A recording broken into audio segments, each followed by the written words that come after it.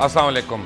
India इस खित्ते का सबसे बड़ा दहशतगर्द मुल्क है, इसमें अब कोई दो राय नहीं है। जी, मेरा नाम मुबश्शिर लुकमान है, प्रोग्राम का नाम खरा सच है। दुख और अफसोस की बात यह है कि मेरे ऊपर जो पहला पर्चा कटा 1.5 साल पहले, पौने 2 साल पहले, सबको पता है कि मैं कितने केसेस भुगत रहा हूँ, कितने पर्चे भुगत रहा हूँ।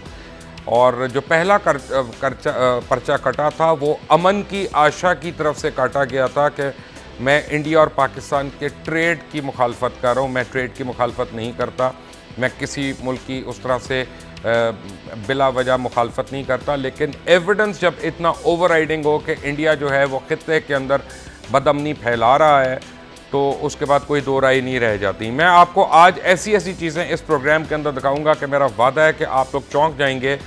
और मैं आपको वार्न कर रहा हूँ कि इंडिया जो है वो पाकिस्तान से किसी न किसी बहाने जंग करना चाहता है। उसका प्रॉब्लम यह है कि वो लिमिटेड एरिया जंग करना चाहता है, वो बड़ी लिमिट में रह के करना चाहता है ताकि पाकिस्तान को सिर्फ वो जख्म पहुँचा सके, बदनाम कर सके और उसके बाद वो जंग से डिसंगेज हो जाए। अगर उसको ये यकीन आ जाए कि पाकिस्तान भरपूर जवाब नहीं देगा उसका या उसके दांत नहीं तोड़ेगा, तो वो आज मोदी सरकार जो है वो फ़ौरन शुरू हो जाए। ये वही मोदी है, वही बदकिरदार है जिसके हाथ जो है वो रंगे हुए हैं गुजरात में मुसलमानों के खून से, जिसके हाथ रंगे हुए हैं अक़लियतों के खून से।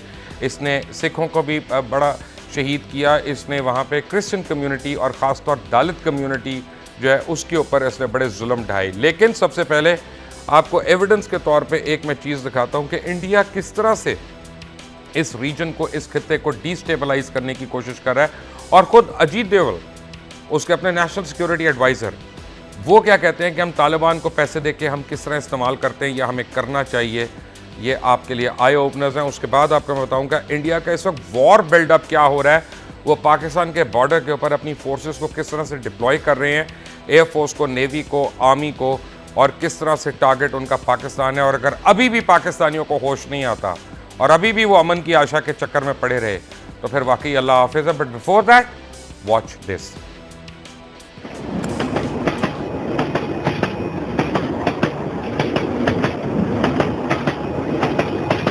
एक आलमी दहशतगर्द दोबारा सर उठा रहा है।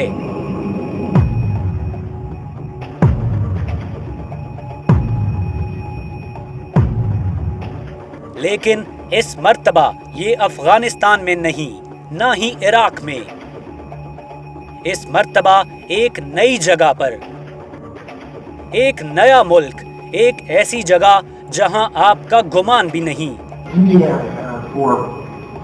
Sunshine has always used Afghanistan as a second front, and India has over the years financed problems for Pakistan on that side of the border, and you can carry that into many dimensions. जुनूबी Asia में दहशत फैलाने वाला ये शख्स कहलाता है अजीत कुमार डोवल। एक साबिक पुलिस ऑफिसर, एक साबिक माहिर जासूस। ये शख्स एक ऐसे खित्ते को गैर मुस्तहकम करना चाहता है जिसमें दुनिया की 3 बड़ी एटमी ताकतें हैं। दुनिया भर में दहशतगर्द तंजीमें बनाना एक मुश्किल काम है, लेकिन डोवल के लिए नहीं। ये आदमी टीटीपी के शरपसंदों को दोबारा मुतहर्रिक करने का प्लान बना रहा है, और ये सब दाइश और टीटीपी के मिलाप के जरिए होगा। शाम के सफीर ने तस्दीक की है कि डोवल के पास दाइश के शरपसंदों की मुकम्मल मालूमात हैं, जो उसे शाम के हुक्काम ने मुहैया की थीं। भारतीय मीडिया ने डोवल के शाम और इराक के खुफिया दौरे की तस्दीक की है। क्या डोवल ओबामा इंतजामिया को धोखा दे रहा है, या ये सब अमरीकी हुकूमत की मर्जी से कर रहा है? डोवल ने दाइश के जंगजुओं से मुलाकातों के लिए दौरा किया है, कभी सीआईए की हिमायत से और कभी बगैर सीआईए के। मशरिक़ वस्ता की इन मुलाकातों के बाद डोवल ने टीटीपी और दाइश की कंधार में मुलाकात कराई है, कुछ अरसा पहले भारतीय काउंसिल खाने में। भारतीय पुलिस के मुख्तलिफ महकमों के अफसर हिंदुत्व नजरिए की बड़ी सख्ती से पाबंदी करते हैं जब वो जासूसी में शामिल हो जाएं और हुक्मरान पार्टी बीजेपी के दहशतगर्द तंजीम आरएसएस से गहरे ताल्लुकात हैं।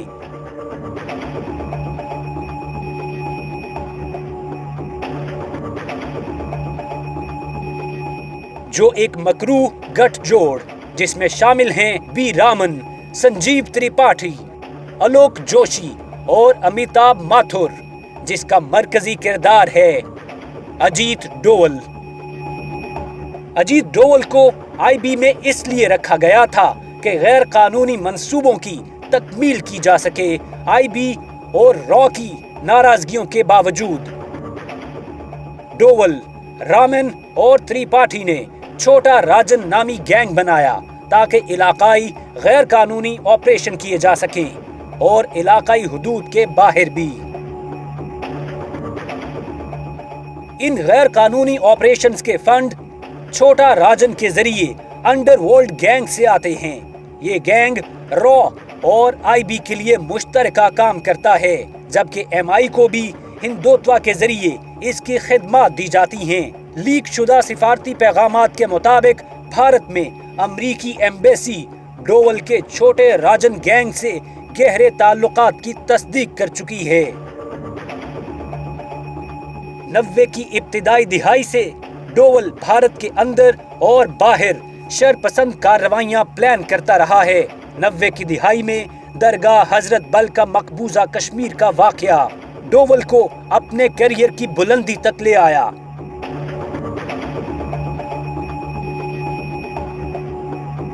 1995 में डोवल ने कश्मीर में गैर मुल्की सयाहों के अगवा का भी प्लान किया ताकि मुसल्लह दहशतगर्दी का आगाज किया जा सके।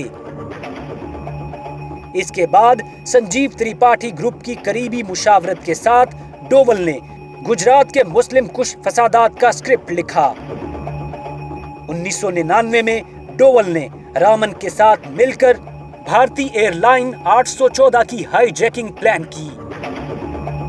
डोवल जासूसी के लिए इंसानों के इस्तेमाल को तरजीह देता है, जिसकी वजह इलाकाई मीडिया में उसके कई जासूस हैं। साबिक आर्मी चीफ वीके सिंह का गैर कानूनी टेक्निकल सपोर्ट डिवीजन सिर्फ डोवल और त्रिपाठी की हिमायत से ही कायम हो सकता था। चीन के 2000 के फसादात और सिनचांग में मुस्तकिल शरपसंदी डोवल के इलाके में हिंदुत्व पॉलिसियों का ही नतीजा है। भारत में दुनिया के लिए सबसे बड़ा दर्द सर पैदा हो रहा है क्योंकि अजीत कुमार डोवल नामी ये आदमी, जिसको अजीत डोवल कहना मुनासिब होगा, भारत का नेशनल सिक्योरिटी एडवाइजर बना दिया गया है।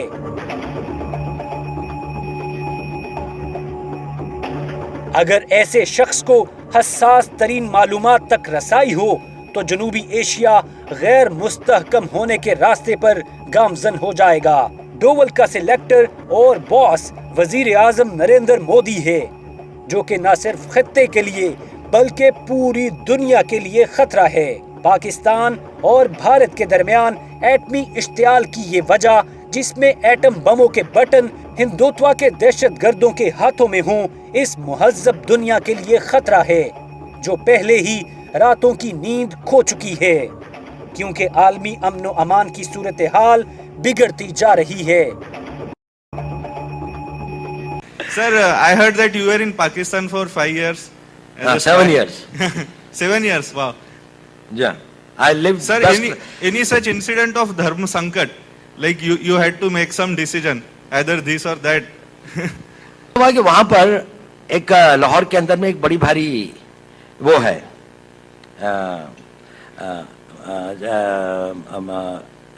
औलिया की एक मज़ार है जिस पे बहुत सारे लोग आते हैं।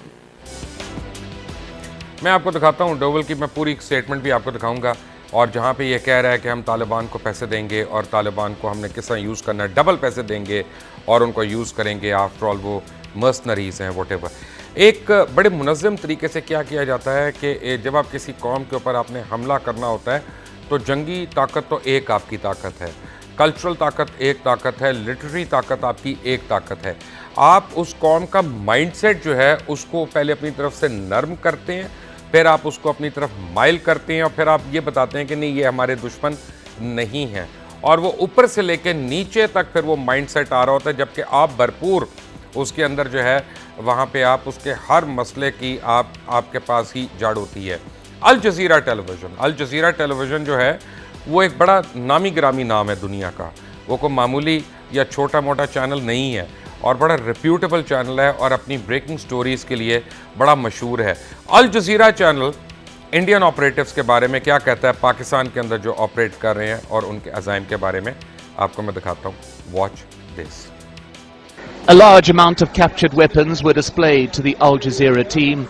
The army says on the record it has killed 286 armed fighters in the battle for Mingora, produced too a man said to be a captured fighter.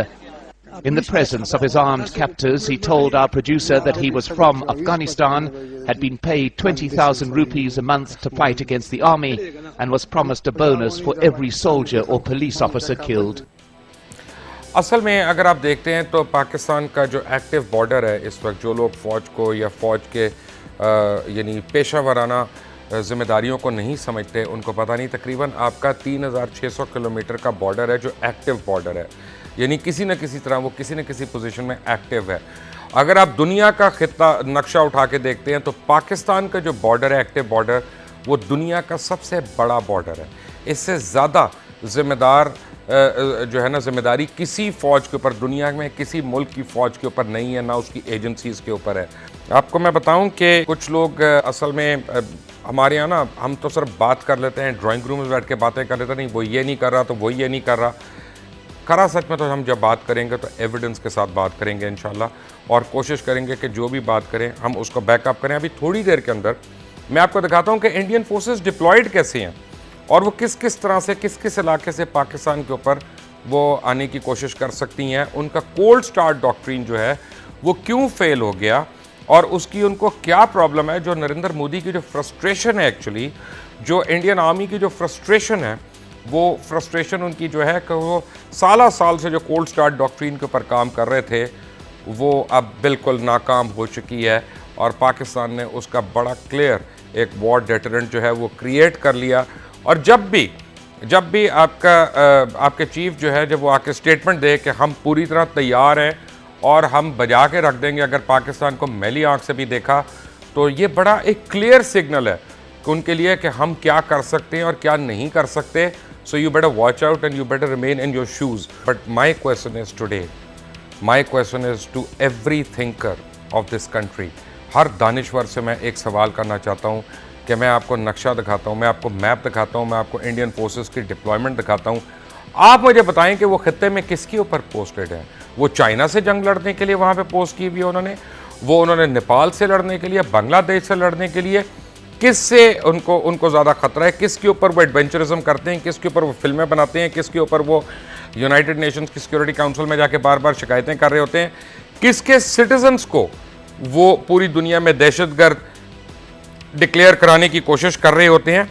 आपको वैसे इससे पहले कि मैं शुरू हूँ, मैं क्योंकि हमारे बड़े दोस्त हैं, दानिश्वर भी हैं, वो सवाल करते हैं, वो कहते हैं पता नहीं ये क्या कर रहा है, क्या एजेंडा है। इंडियन आर्मी के वॉर क्राइम्स के ऊपर कभी नज़र डाली है आप लोगों ने? Before we go any further, मैं आपको बताऊं कि इंडियन आर्मी के जो war crimes within India हैं वो इतने ज़्यादा हैं कि आप अगर इंडियन सिटीज़न हो तो आप खौफ से लरस जाएं और अपनी फेवरेट इंडियन आर्मी के ज़रा वॉर क्राइम्स पे एक नज़र डाल लें, फिर आपको मैं बताता हूँ कि वो करना क्या चाहते हैं। Watch this. The army and the police are using rape as a weapon against people in places like Chhattisgarh or Kashmir or Manipur and so on. Bengal के बहुत से देहात और जंगल महल के इलाके से बहुत से लोग सिर्फ इसलिए भाग गए हैं कि उन्हें न सिर्फ माओइस्ट बनाकर पेश किया जा रहा है बल्कि उन पर तशद्दुद और उन्हें गिरफ्तार किया जा रहा है। इस सोनामुखी के इलाके की 50 साला बूढ़ी औरत ने बताया कि 30 जून को मुसल्लह अफवाज के नौजवान ने ज्यादती का निशाना बनाया।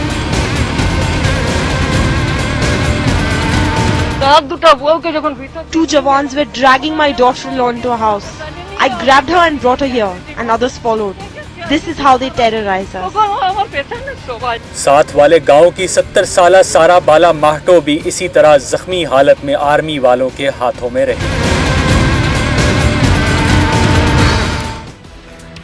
आपको मैं दिखाऊं, एक आपको जरा मैं खित्ते का इंडियन मैप आपको दिखाता हूं एक लम्हे के लिए सिर्फ, और उसके बाद मैं आपको उसकी तफसील बाद में बताऊंगा कि उनके एयर बेसिस, उनकी मिलिट्री बेसिस, वो किस तरह की डिप्लॉयमेंट है, और अब वो डिव और कोर के लेवल से निकल के वो कमांड लेवल पे जो निकल गए हैं, जैसे सेंट्रल कमांड क्या है, फलां क्या है, ये आपको अभी मैं आके एक्सप्लेन करूंगा कि ये कमांड का मतलब क्या होता है, उनके एयर बेसिस कहाँ हैं, और उधर रेलवे ट्रैक्स क्यों बन रहे हैं, और फ्यूल डिपोज वगैरह और उनके फ्यूल डिपोज वगैरह वहाँ पे किस तरह से स्कैटर कर रहे हैं। अगर पाकिस्तान इंडिया सेंट्रिक ना हो तो क्या हो, but all of that after a break. Take a break.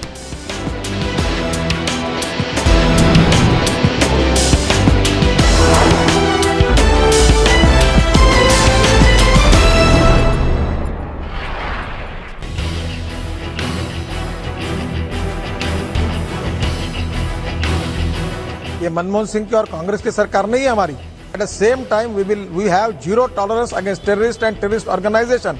Pakistan ने अगर ये बंद नहीं किया तो पाकिस्तान को इसकी कीमत चुकानी पड़ेगी। पाकिस्तान की प्रतीक्षा मत करो, जो करना है वो कर डालो। जब तक पाकिस्तान को खाकिस्तान नहीं बनाओगे तब तक गुजरात के बेटे और भारत माता की संतानें सुख की नींद नहीं सो सकते। बस पाकिस्तान की जड़ों को उखाड़ कर फेंक देना है, और ये काम यहाँ से शुरू करना है। जो तुम यहाँ आज करोगे कल सारा देश करेगा। उस समय प्रधानमंत्री नेहरू जी थे, अब वो किसी तरह की गलत फहमी में ना रहें। अब देश के प्रधानमंत्री नरेंद्र मोदी हैं। युद्ध के लिए बाध्य किया गया तो फिर शायद पाकिस्तान दुनिया के नक्शे से मिट जाएगा। पाकिस्तान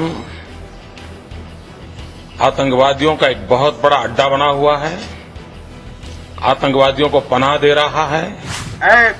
डीजीपी सीधे आदेश दे दो बॉर्डर के ऊपर। यदि पाकिस्तान बातचीत नहीं करना चाहता तो अब 17वीं बार सफेद झंडा भारत की ओर से नहीं दिखाया जाएगा, बल्कि धुआंधार फायरिंग की जाएगी। जो मैंने गुजरात में किया वो करके दिखाता, मुझे देर नहीं लगती, मुझे देर नहीं लगती। मैं आज भी कहता हूं पाकिस्तान को उसकी भाषा में जवाब देना चाहिए, पाकिस्तान को उसी की भाषा में जवाब देना चाहिए। ये लव लेटर लिखना बंद करना चाहिए।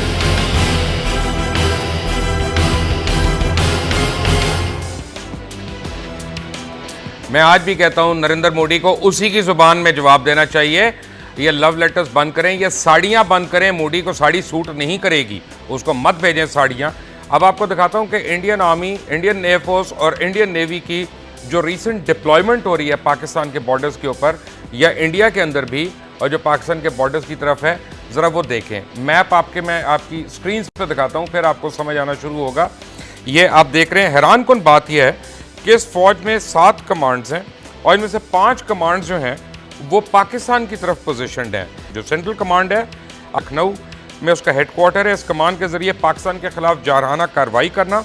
इसमें 1 कोर और 1 इन्फेंट्री और 1 आर्मर्ड और 1 माउंटेन डिवीज़न भी शामिल है उसकी अपनी स्ट्रेंथ के अलावा, जिसके अलावा कमांड के पास आर्टिलरी, एयर डिफेंस और इंजीनियर्स की भी ब्रिगेड अलग अलग है।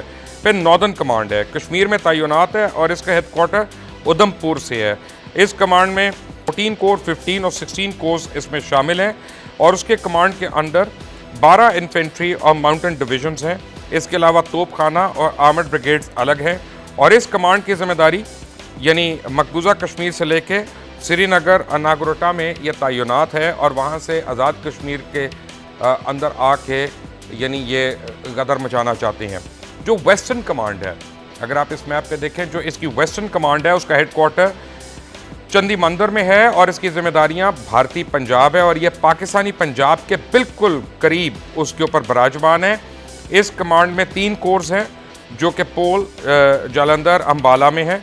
इसमें से 1 आर्मर्ड डिवीज़न, 6 इन्फेंट्री डिवीजन के अलावा खुद मुख्तार आर्मर्ड डिवीजन, खुद मुख्तार आर्टिलरी और इंजीनियर्स की ब्रिगेड्स भी शामिल हैं। इस कमान में 14 रैपिड डिवीजन्स भी मौजूद हैं जिनका हेडक्वार्टर देहरादून में है।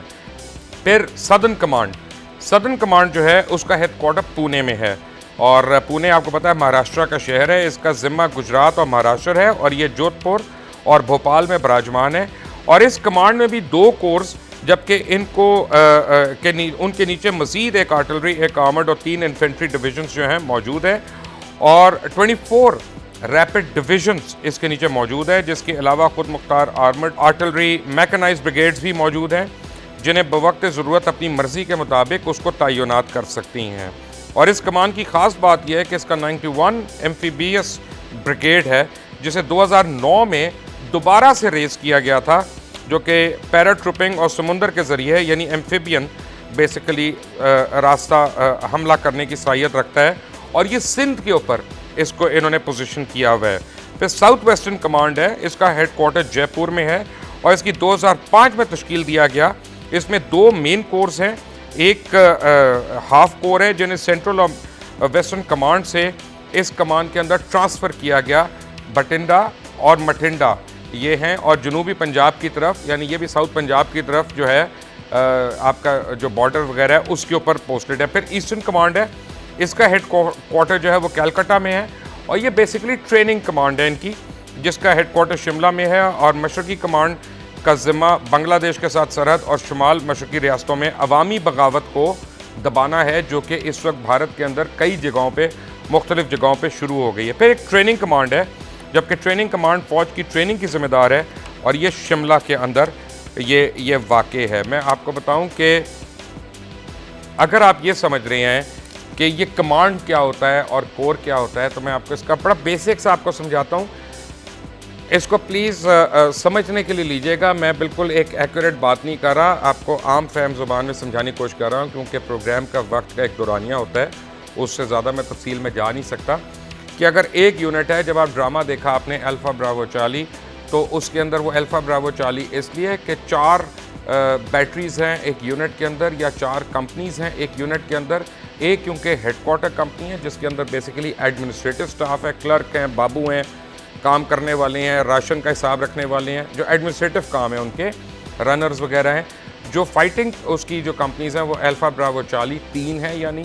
और इसी तरह आर्टिलरी में भी 4 बैटरीज़ होती हैं आर्टिलरी की यूनिट में। जो आर्मर्ड की यूनिट है उसके अंदर 4 स्क्वाड्रन्स होते हैं, तो 3 फाइटिंग उसमें से होती हैं। जो जब 3 बैटरीज़ या 3 कंपनीज़ या 3 स्क्वाड्रन्स मिला के एक यूनिट बनेगी, 3 यूनिट्स मिला के एक ब्रिगेड बनेगी, 3 ब्रिगेड्स मिला के एक डिव बनेगी, 3 डिव्स मिला के एक कोर बनेगी, और 3 कोर्स मिला के एक कमांड फोर्स बनेगी। एक आपको मैं दिखाता हूँ मैप दोबारा। अगर आप इसकी रेलवे देखते हैं, जो नए रेलवे के ट्रैक्स उन्होंने बिछाए वहाँ पे, क्योंकि पाकिस्तान में जब हम रोना रोते हैं कि पाकिस्तान रेलवेज़ को नुकसान पहुँचाया जा रहा है, एक बड़े सोचे समझे मंसूबे के तहत, जिस तरह रेलवेज़ और एयरलाइन को, जब नेशनल एयरलाइन को आप नुकसान पहुँचाते हैं, तो बेसिकली आप वॉर टाइम के अंदर ट्रुप मूवमेंट को हैमराज कर रहे होते हैं कि वो मूव ना कर सकें। स्पेशली जो हैवी इक्विपमेंट है, टैंक्स हैं, गन्स हैं, हैवी गन्स हैं, मीडियम गन्स हैं, वो उस तरह से हाईवेज़ के ऊपर या सड़कों के ऊपर मूव नहीं कर सकते या उस स्विफ्टनेस के साथ। तो रेलवे नेटवर्क जो है उसको बिल्कुल हैम्पर कर दिया जाता है ताकि आपकी जो मोबिलिटी है उसको हैम्पर किया जाए। लेकिन इंडिया में उन्होंने क्या किया, रेलवे के साथ मज़ीद लाइंस जिस तरह से बिछाई कि आपको मैं अगर उसके ट्रैक का सिर्फ नक्शा दिखाऊं जल्दी में, तो आपको अंदाज़ा होगा कि इसकी तमाम आर्टरीज़ जो हैं रेलवे ट्रैक्स की, उनको लिंक किया गया है और अपनी कमांड सेंटर्स के साथ उसको बॉर्डर एरियाज़ के अंदर लिंक किया गया है। ये billions and billions of dollars की जो इन्वेस्टमेंट है, राजस्थान जिस तरफ से सिंध भावलपुर को मिलता है, लाहौर और पिंडी के करीब दूसरी अहम जगहों की तरफ लाइन जा रही हैं, पिंडी तो नहीं, लाहौर, कसूर और इन एरियाज़ की तरफ जहाँ पे इंडियन आर्मी की रिज़र्व कोर है। हालांकि इस तरफ इनका जो पैसेंजर है वो ना होने के बराबर है इन जगहों पे, लेकिन उसके बावजूद billions and billions of dollars की इन्वेस्टमेंट्स की जा रही हैं। यहीं पे आप देखिएगा कि इनके नए जो फ्यूल डेपोज़ हैं, जो इनके ऑर्डिनेंस डेपोज़ हैं, इनकी जो सप्लाई कोर है, उसकी तमाम जो कॉन्सेंट्रेशन है वो इन्हीं बेसिस के करीब है, क्योंकि इससे ये इन्होंने फीड करना है इन केस ऑफ, यानी लॉजिस्टिक फीडिंग जो होती है एक आर्मी की व्हेन इट इज़ एडवांसिंग। भारतीय एयरफोर्स जो है उसका मैं आपको एक बड़ा बेसिक सी आपको एक चीज़ बताऊं कि भारतीय दुनिया की चौथी बड़ी एयरफोर्स है, इसमें कोई शक नहीं है। और उसके हाजिर सर्विस अरकान जो हैं उनकी तादाद तकरीबन 1,27,000 है और उसके पास 1820 किस्म के मुख्तलिफ किस्म के जहाज़ और हेलीकॉप्टर्स जो हैं वो मौजूद हैं।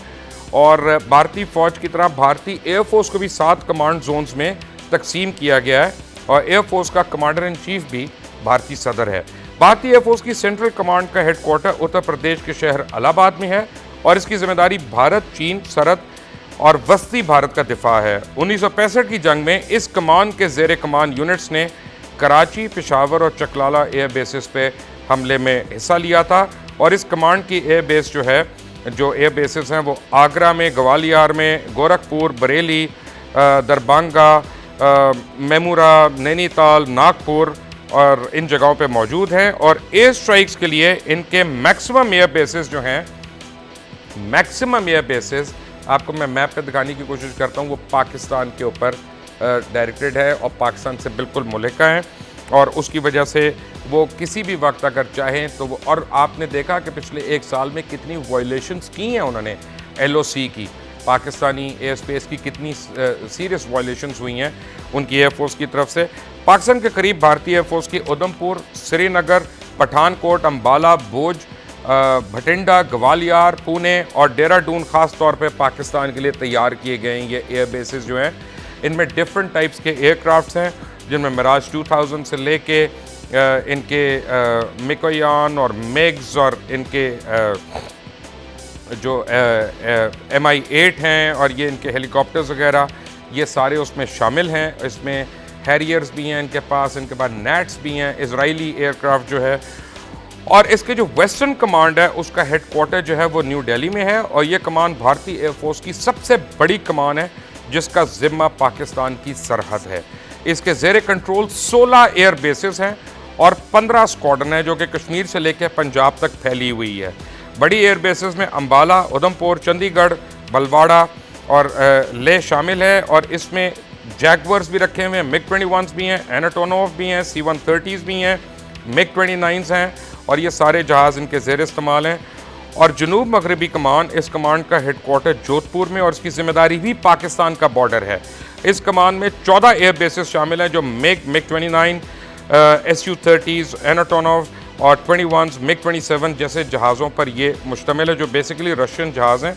मोस्टली बड़ी बेसिस में इनकी जामनगर, जोधपुर और पुणे और इतराई शामिल हैं। और जो सदर्न कमांड है, जनूबी कमांड जो है, इसका हेडक्वार्टर जो है त्रिवेंद्रम है यानी केरला में है और ये समुद्री हदूद की हिफाजत करता है और भारतीय नेवी की मेन सपोर्ट है और इसमें डिफरेंट नौइयत के जहाज़ हैं। इन कमांड्स के अलावा मशक़ी ट्रेनिंग और मेंटेनेंस कमान की ज़िम्मेदार मशक़ी सरहदों, ट्रेनिंग और जहाज़ों की देखभाल भी इसके ज़िम्मे है। अब भारतीय नेवी का मैं आपको बताऊं कि भारतीय नेवी जो है पिछले कुछ साल में बड़ी ज़्यादा इन्वेस्टमेंट अपने अंदर कर रही है बिकॉज जो अपेरेंटली लगता है कि 2 चीज़ों पे भारत कंसंट्रेट कर रहा था, एक कोल्ड स्टार्ट डॉक्ट्रिन पे जो अब फेल होकर रह गई है और एक नेवल वॉरफेयर पे जिसकी वजह से वो एयरक्राफ्ट कैरियर्स और हूवरक्राफ्ट्स और इन चीज़ों पे कर रहे थे क्योंकि वो रन ऑफ टच के थ्रू वो that is the area that they thought के वल्नरेबल है और उसको अटैक किया जा सकता है।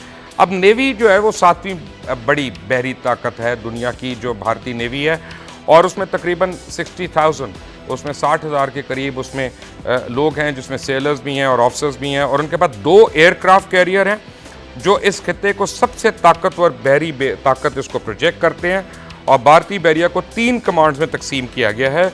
जनूबी कमांड जो है इसका कमांड हेडकोर कोची है जो ट्रेनिंग के लिए है और इसके लिए इसके under naval shipyard, repair yard और नेवल एयर स्टेशन और ट्रेनिंग स्कूल्स हैं। और जो ईस्टर्न कमांड है इसका हेडक्वार्टर जो है वो केरला में है और इस कमांड का इलाका आंध्र प्रदेश से शुरू होता है और आगे जजीरों तक फैला हुआ है। इस कमांड के अंदर 2 मरीन स्क्वाड्रन्स और 30 जंगी बहरी जहाज़ हैं। इसके अलावा फ्रिगेट्स हैं और एम्फीबियन जहाज़ मौजूद हैं। और फिर जो वेस्टर्न कमांड है उसका हेडक्वार्टर महाराष्ट्र में है। इसकी ज़िम्मेदारी में पाकिस्तान और बहरा अरब है और इसे भारतीय नौसेना की तलवार कहा जाता है। इस कमान में भारतीय नेवी के 2 तैयारा बरदार बहरी जहाज़ हैं, एक विराट है और दूसरा विक्रमादित्य है और इसके अलावा दिल्ली जो है वो उसमें वहाँ फ्रिगेट्स भी हैं, लोअर फ्रिगेट्स भी हैं, MiG-29 फाइटर्स हैं और हेलीकॉप्टर्स वगैरह हैं जो एयरबॉर्न अर्ली एयरबॉर्न फैसिलिटी है जिनकी, और ये सारा कुछ जो है ये कराची के ऊपर और पाकिस्तान के ऊपर बेस्ड है। मेरा सवाल बड़ा सिंपल है कि जहाँ भारत में इतने लाखों लोग फाके मर रहे हैं, भूख से मर रहे हैं, जहाँ पे इतनी गुर्बत है, जहाँ पे बुरा हाल है लोगों का, वो नहीं है जो आप टीवी ड्रामे में देखते हैं, वो नहीं है जो आप कभी फिल्मों में देखते हैं, लेकिन एक्चुअली कसम पुरसी का आलम है। और वो अपने लोगों के मुंह से निवाले खींच के अपनी फ़ौज के ऊपर लगा रहा है और बार बार लगा रहा है और चुप करके लगा रहा है क्योंकि उसके अज़ाइम हैं। क्या उसने शब रात पे ये सब कुछ चलाने के लिए रखा है? Why has Indian cold start doctrine failed? उसकी क्या वजह है? एक ब्रेक के बाद आपको बताऊंगा। Take a break.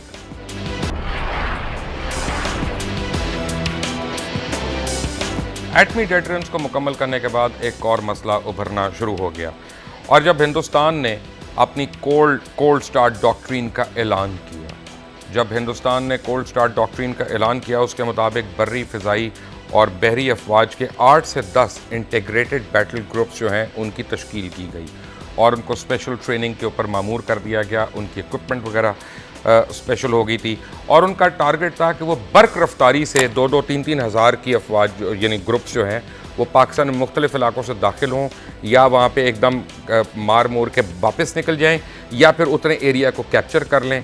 और उसके बाद उनका ख्याल था कि जब तक अक़वाम मुत्तहिदा बीच में पड़ेगा या कोई और ऐसी बैनुल अक़वामी क़ुव्वतें आएंगी बीच में, तो तब तक वो उसके ऊपर काबिज़ हो जाएंगे और स्टेटस को के ऊपर ले जाएंगे और इस तरह वो खुदा न खास्ता उनके नापाक अज़ाइम पाकिस्तान के ख़िलाफ़ जो हैं वो कामयाब हो सकते हैं। इसका यानी कई साल उन्होंने इसके ऊपर स्पेंडिंग की, इसके ऊपर ट्रेनिंग की और इसको इम्प्लीमेंट करने के लिए पूरी दुनिया में इसका जिक्र होना शुरू हो गया और लगता यह था कि पाकिस्तान के पास शायद इसका कोई तोड़ नहीं है। फिर पाकिस्तान आर्म फोर्सेस ने कलेक्टिवली इसके ऊपर काम करना शुरू किया और कोल्ड स्टार्ट डॉक्ट्रिन को डेटरेंट उसके लिए क्रिएट करने के लिए उन्होंने क्या किया कि टैक्टिकल वेपन्स उन्होंने क्रिएट किए। और जब उन्होंने टैक्टिकल वेपन्स क्रिएट किए वो ये है कि अगर आप 2 मील के एरिया में या 3 मील के एरिया में आ रहे हैं और आप वहाँ पे कब्ज़ा कर रहे हैं या आपकी फोर्सेस हैं सिर्फ वहाँ पे, बाकियों को आपने मार दिया है, तो उसके ऊपर उतने एरिया के लिए एक बम फेंक दिया जाए, वो सारे जो हैं वो एनहाइलेट हो जाएँ।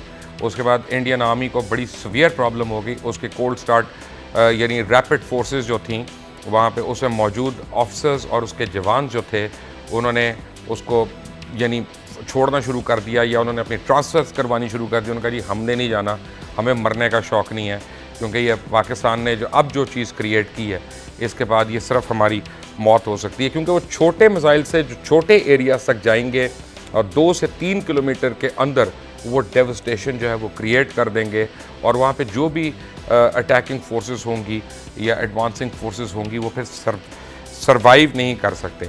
अच्छा, ये मैं नहीं कह रहा, बाय द वे, ये मैं नहीं कह रहा, ये इंडियन टेलीविज़न रिपोर्ट कर रहा है। और इंडियन टेलीविज़न तो यहाँ तक रिपोर्ट कर रहा है कि मिसाइल पाकिस्तान भी बना रहा है, मिसाइल इंडिया भी बना रहा है, लेकिन इंडिया के मिसाइल फोके बन रही हैं जबकि पाकिस्तान के बहुत इफ़ेक्टिव है। और ये वो डेटरेंट है जिसकी वजह से इंडिया बहुत फ्रस्ट्रेट हो गया और उनकी आर्मी जो है वो फ्रस्ट्रेट होकर रहेगी। किस तरह से? इंडियन टेलीविज़न के एक क्लिप आपको दिखाता हूँ, वॉच दिस।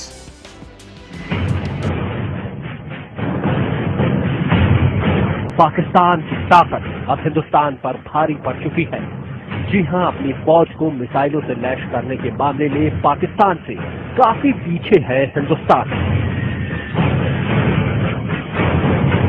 गणतंत्र दिवस की परेड और सरकारी विज्ञापनों में जिन मिसाइलों को देखकर हिंदुस्तान की छाती चौड़ी हो जाती है, उनमें से ज्यादातर मिसाइलें अभी हिंदुस्तानी फौज के किसी काम की नहीं है। अग्नि, आकाश और त्रिशूल जैसी मिसाइलों के बारे में हिंदुस्तान की फौज अब तक यही पता नहीं लगा पाई है कि ये मिसाइलें कितना सटीक निशाना लगा सकती है। ये जानकर तो और भी हैरानी होती है कि हमारी फौज का सबसे कारगर हथियार ये मिसाइलें अभी तक टेस्ट में पूरी तरह पास नहीं हो पाई है। फिर भी सरकार और सेना का दावा यही है कि हम दुश्मन पर वार और पलटवार करने के लिए पूरी तरह तैयार हैं।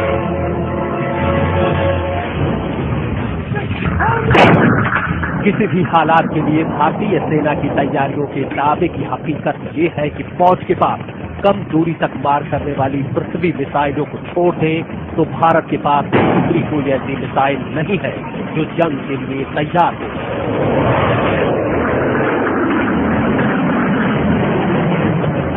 वहीं पाकिस्तान ने अपनी फौज को कम दूरी से लेकर मध्यम दूरी तक मार करने वाली मिसाइलों से पूरी तरह लैस कर दिया है। पाकिस्तान की मिसाइलें जंग के लिए पूरी तरह तैयार हैं। एक तरफ हिंदुस्तान जो है वो अपनी पूरी कौम को वॉर हिस्टीरिया के अंदर मुलविस कर रहा है। उसकी ख्वाहिश है कि वो इतना प्रेशराइज करे कि पाकिस्तान जो है वो कहीं पहल करके फ्रस्ट्रेशन में या नर्वस होके किसी तरह उनकी अज़ाइम का शिकार हो जाए। Fact of the matter is कि इंडिया हमारा दोस्त नहीं है। Fact of the matter is कि इंडिया हमारे अंदर दहशतगर्दी के वाक़यात में मुलविस है। Fact of the matter is कि इंडिया हमारे ट्रेड, हमारी इकॉनमी और हमारे कल्चर को उसने तह किया हुआ है। Fact of the matter is कि दोस्ती उससे होती है जो बराबरी की बुनियाद पे हो। दोस्ती उसके साथ होती है जो आपके हकूक़ तलफ ना करे बल्कि उनको आपके साथ शेयर करे, चाहे वो पानी हो चाहे वो कोई और चीज़ हो। Fact of the matter is कि इंडियन आर्मी जो है उसने गैर कानूनी कब्ज़ा किया हुआ है कश्मीर के एक बहुत बड़े हिस्से के ऊपर। Fact of the matter is कि मुसलमानों के ऊपर होने वाले मजालिम जो हैं वो उनके खून से उनके हाथ रंगे हुए हैं। Fact of the matter is कि मोदी जो है दुनिया का सबसे बड़ा दहशतगर्द है और अपनी नाकामियाँ छुपाने के लिए वो पाकिस्तान के ऊपर उंगलियाँ उठाता रहता है। And fact of the matter is कि आपको और मुझे 20 करोड़ अवाम को उठ के खड़े होने और कहना है कि मोदी इनफ इज़ इनफ, और यही है खरा सच।